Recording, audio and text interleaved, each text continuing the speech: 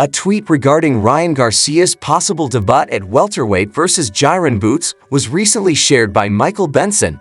When Ennis Blue Blood Sports TV reported on the possible match, he expressed amazement that Kingry wishes to take on the bigger opponents in the division. That he's moving up to 147 in his next fight, and he stated that he would love to make a fight in a showdown between himself and Gervonta Ennis. Jaron Ennis, in the meantime, responded to Garcia's callout and made it obvious that the prominent boxer was making a serious error.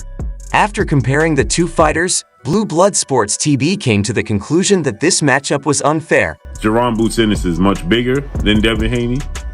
Gervonta Ennis has longer arm reach than Devin Haney. And Gervonta Ennis has more power in both hands than Devin Haney. It seems like Ryan Garcia made a terrible mistake by agreeing to fight Jaron Ennis, but what did the experts think of the contest, and how long will it last? Watch this video to find out. Ryan Garcia is taking bold chances as he prepares to enter the welterweight class. After defeating Devin Haney in a surprising bout on April 20, the star boxer declared at the post-fight news conference that he was done with the lightweight division. Garcia talked about how hard it is to gain weight and said, "I'm moving up. I'm not doing 140. I'm going 147. I am unable to produce __140. I've tried every trick, but my body can't possibly get any lower than 143. Therefore, I've never even technically battled below 140. Garcia's decision to go up to welterweight is perhaps the smartest one he has ever made.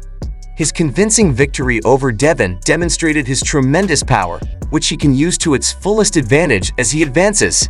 However, the opponent he chose raises some red flags. I have to do to not get hit. Ryan, 140. Did he hurt you at all tonight? 147. Who's at 147? You got a lot. Boots? All right, let's run it with Boots. Gervonta Ennis, the current IBF welterweight champion, is best described as an elite of the class. He has already established himself in the ring by challenging former undisputed champion and pound-for-pound leader Terrence Crawford, who turned down Boots as a possible opponent due to his immense power and technical skill. Jaron Ennis responded to Garcia, calling him out by calling Garcia food, issuing a stern warning that challenging him to a fight wouldn't go over well with Garcia. In addition to verbally taunting Garcia, Ennis also cautions him that he is a simple mark, avoid the area or suffer the consequences. Ennis, a formidable force in the welterweight class, is renowned for his technical skill and explosive power. His perfect record says much about his prowess in the ring, making him a dangerous foe for Garcia, who will be making his division debut. By using the word food, he seems to be suggesting that he doesn't see Guerra as a real threat, but rather as a chance to show off his superior abilities and win with ease, solidifying his place at the top of the welterweight division. The comment has undoubtedly heated things up in the boxing community, with observers and fans alike guessing about the possible nature of the match. But like, you're going to rehydrate. You're not going to be the bigger man in that fight. I think Boots is probably just as it's probably more athletic than Ryan. Michael Fox, a professional welterweight boxer, expressed anger at facing Ennis in his 147th fight. Moving up to face the experienced and dominant welterweight Ennis means that Garcia won't be the bigger man in the ring, according to Fox. He suggests that Ennis, who is used to the weight class and is known for his strength and power, will benefit greatly from his size and rehydration. This could be a major disadvantage for Garcia, as Ennis has a reputation for overwhelming his opponents.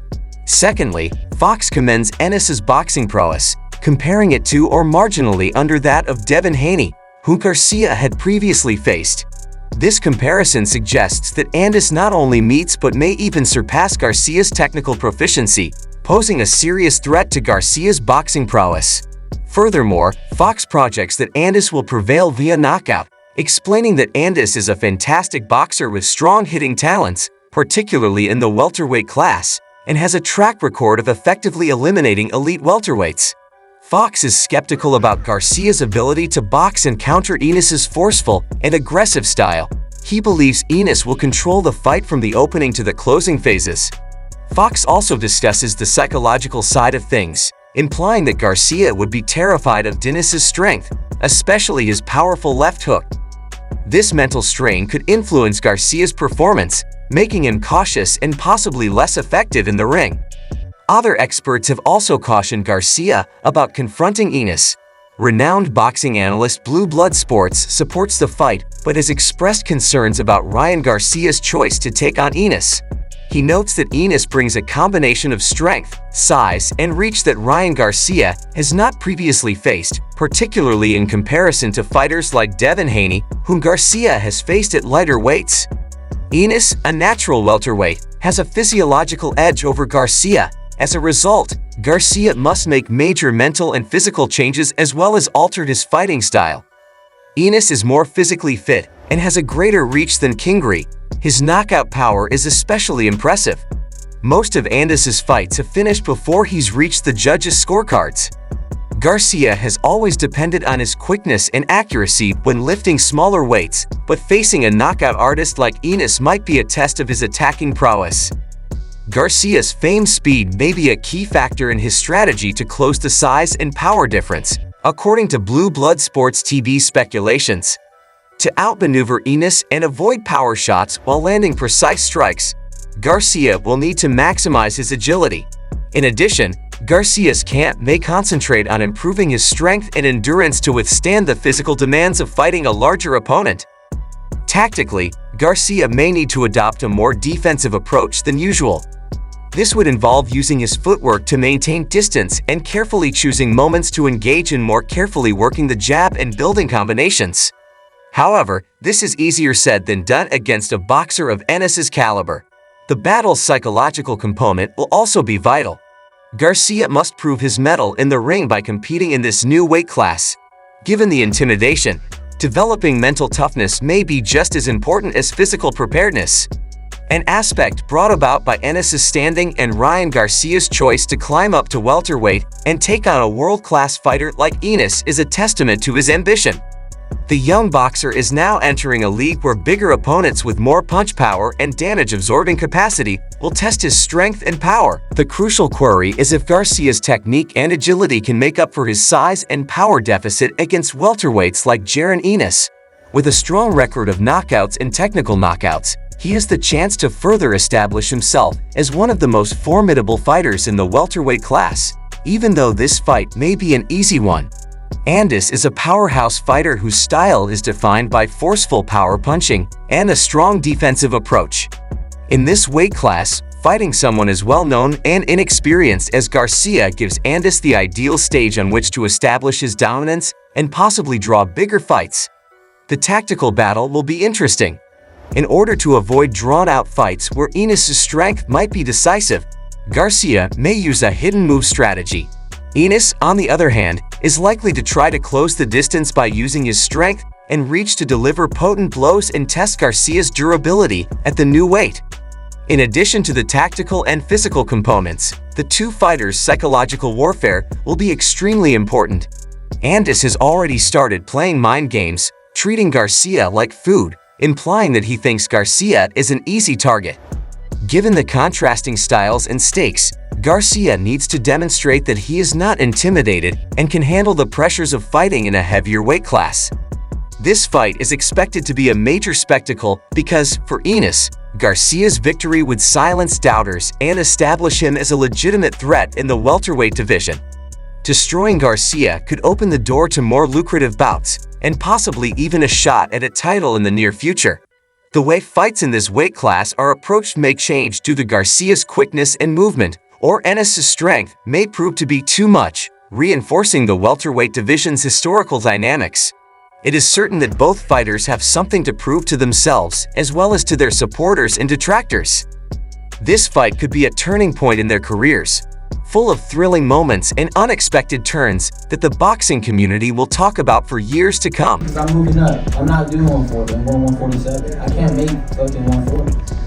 I never even technically fought at 140. I fought every time at 143. My body can't. Apart from presenting a personal challenge, King's move to welterweight might also have tactical benefits. Some of the most illustrious boxers in history have competed in the welterweight class, which has long been one of the most competitive settings in the sport. Garcia's entry into this field, as well as his large fan following and media presence, have the potential to raise the division's profile and spark fresh enthusiasm.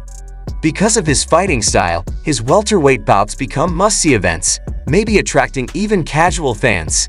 If Terence Crawford moves up to 154 pounds, it will open up slots for big-name fighters and exciting bouts that will draw in boxing fans. Garcia might be leading the charge on this change. For example, fighters in the same weight class who could have been overshadowed by household names like Crawford might see Garcia's entrance as a great chance to boost their reputation. Garcia's addition also raises the possibility of fascinating stylistic matchups. Potential challengers Errol Spence Jr., Keith Thurman, and Yordenis Ugas would test Garcia at a heavier weight and give spectators thrilling bouts of style and strategy. Furthermore, Garcia's success as a competitive welterweight could encourage other lightweights or super lightweights to consider going up, which would revitalize the talent pool in the category. Ryan Garcia's possible promotion to welterweight might spark a younger, more exciting period of domination in the division, entirely redefining rankings and legacies through matchups. How do you feel about this? Is this the best thing Garcia's career could do? Who should Garcia fight next, in your opinion? Tell us in the comments below. That's all I have to say for now. Remember to like, enjoy the video, and we hope to see you in the next one.